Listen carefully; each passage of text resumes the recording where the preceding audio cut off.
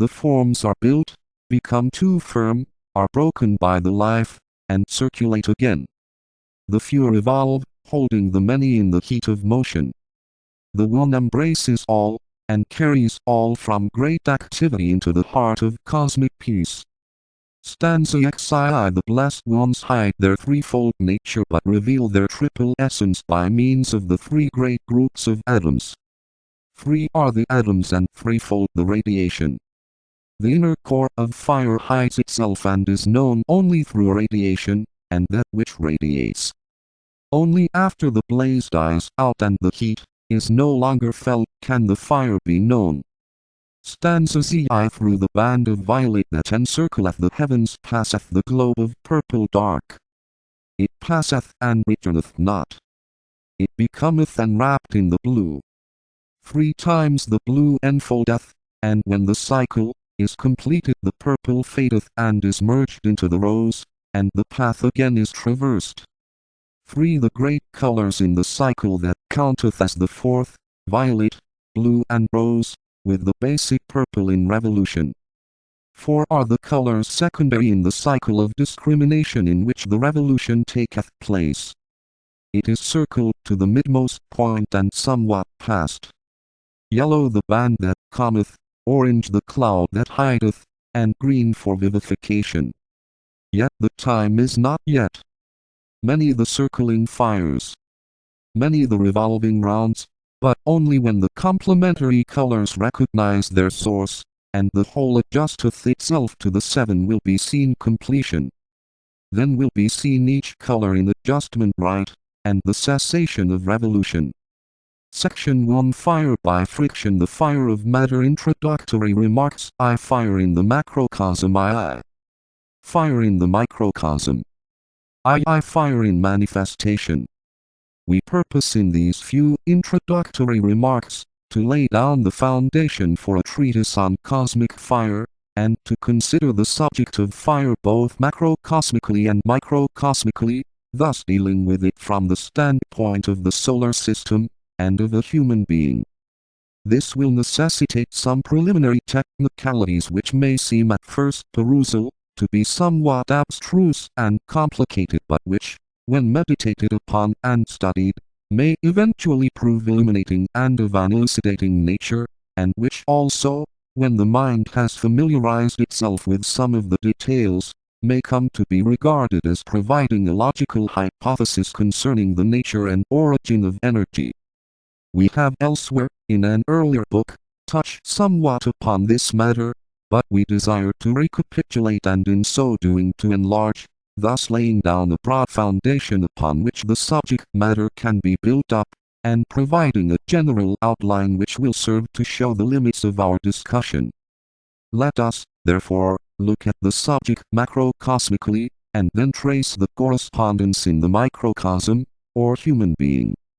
I. Fire in the macrocosm. In its essential nature fire is threefold, but when in manifestation it can be seen as a fivefold demonstration, and be defined as follows: 1.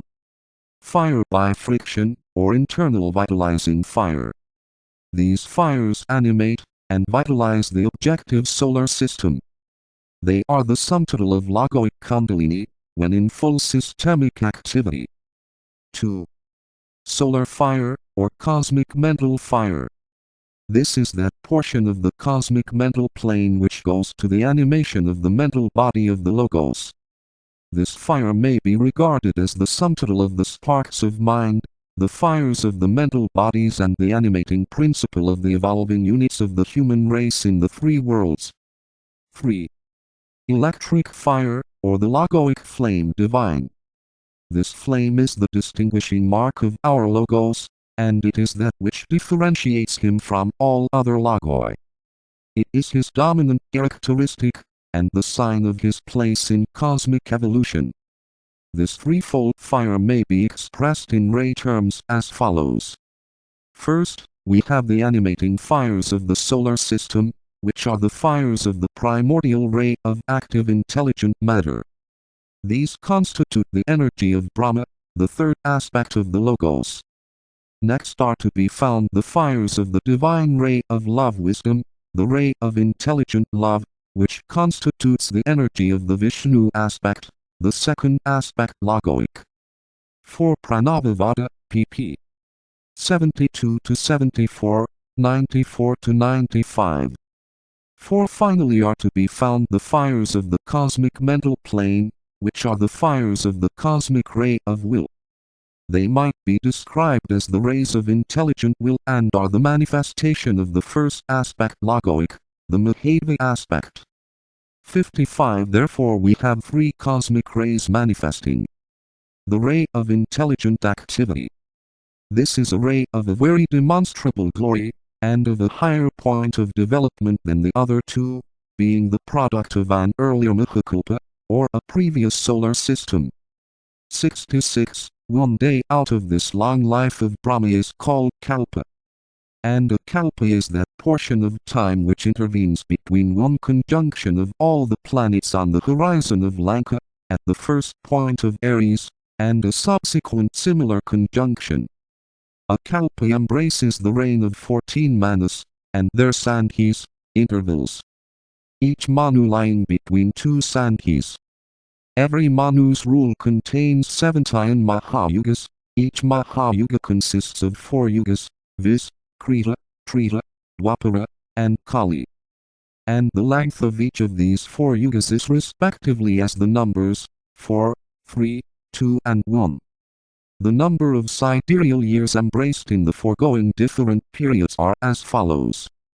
Mortal years 360 days of mortals make a year. 1 Krita Yuga contains 1,728,000. Trita Yuga contains 1,296,000. Dwapara Yuga contains 864,000. Kali Yuga contains 432,000. The total of the set 4 yugas constitute a Mahayuga.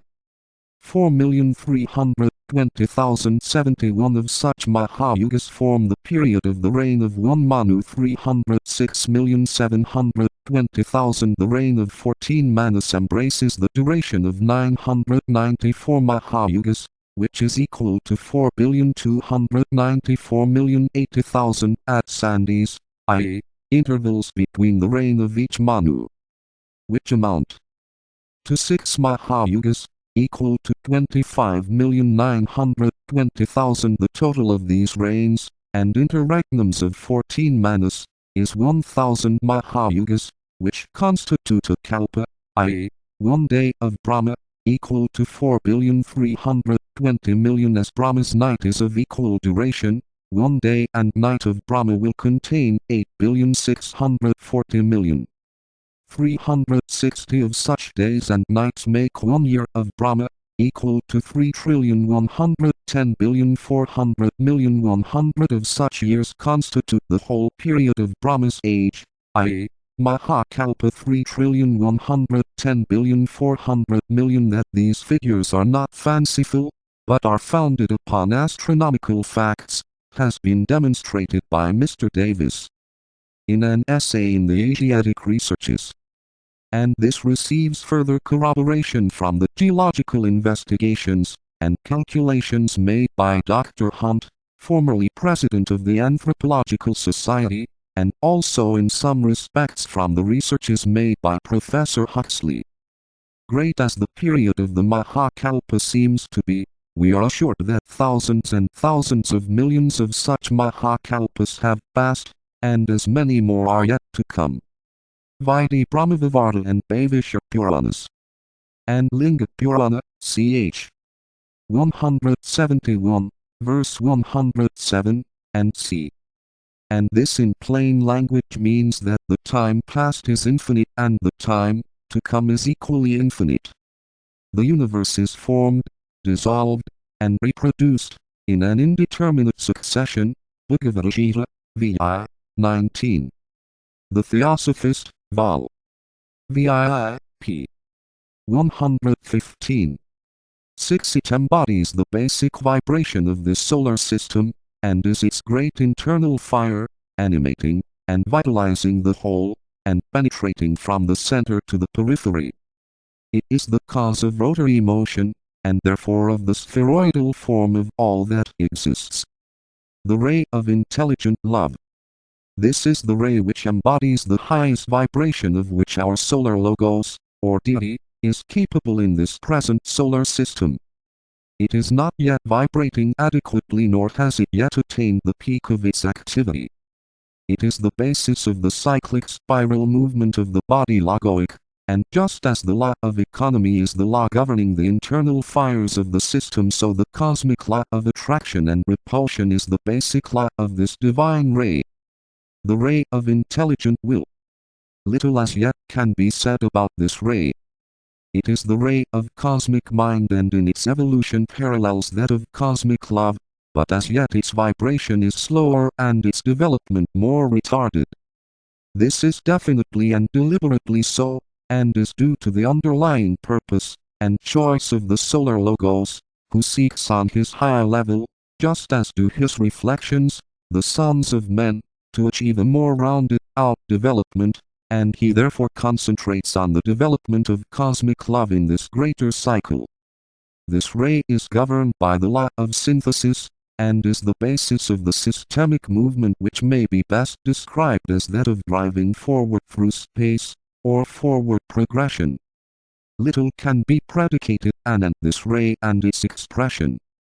It controls the movements of the entire ring pass not in connection with its cosmic center. 77. The tabulation on page 42 may make the above ideas somewhat clearer. These three expressions of the divine life may be regarded as expressing the triple mode of manifestation. First, the objective or tangible universe. Second, the subjective worlds or form. And thirdly, the spiritual aspect which is to be found at the heart of all. 88.1. The primordial is the ray and the direct emanation of the sacred four. SD, 115, 116. The sacred four are Unity A.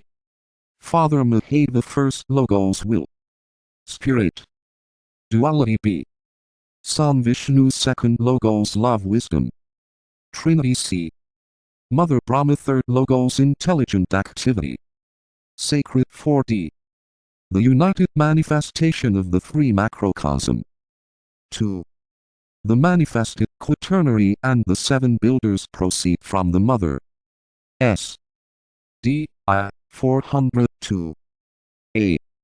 The seven builders are the Manasaputras, the mind-born sons of Brahma, the third aspect. SD, III, 540. B. They come into manifestation, to develop the second aspect.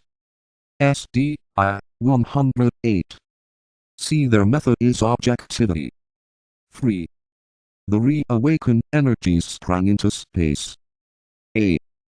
They are the veiled synthesis S. D. I, 362b. They are the totality of manifestation S. D. I, 470c. They are per cosmic S.